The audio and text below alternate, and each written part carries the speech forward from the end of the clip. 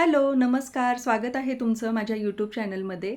हा जो खारा वांग्याचा जो व्हिडिओ आहे, तो मी बरेच दिवस आधी शूट करून, एडिट करून ठेवला होता.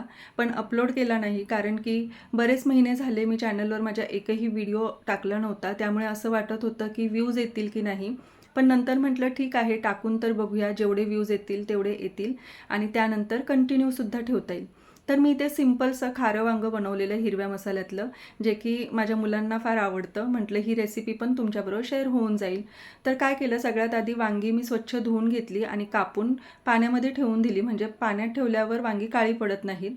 मी इथे बटाटेसुद्धा घेतलेले. बटाटे ऑप्शनल आहेत, तुम्हाला आवडत असतील तर घ्या. त्यानंतर मसाला तयार करून घेतला. मसाल्यामध्ये मी सुकं खोबरं, लसूण, सुक्या लाल मिरच्या, धना पावडर, कोथिंबीर आणि शेंगदाणे घेतलेले.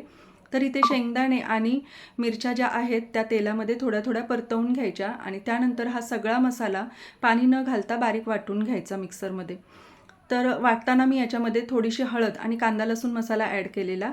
नंतर हा सगळा मसाला एका प्लेटमध्ये काढून घ्यायचा, त्यामध्ये मीठ ॲड करायचं आणि सगळं व्यवस्थित मिक्स करून घ्यायचं.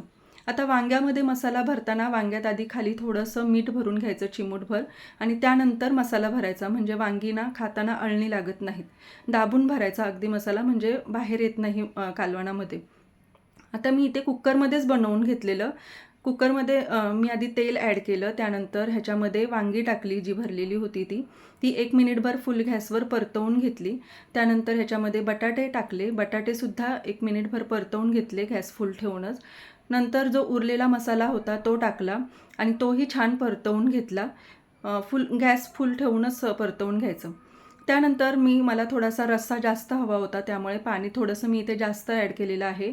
तुम्हाला कमी रस्सा हवा असेल तर कमी पाणी थोडं ॲड करा आणि त्यानंतर झाकण लावून एकच शिट्टी करून घ्यायची. एका शिट्टीमध्ये वांगी व्यवस्थित शिजून होतात आणि पूर्णपणे वाफ निघून गेल्याच्यानंतर कुकर खोलून घ्यायचा.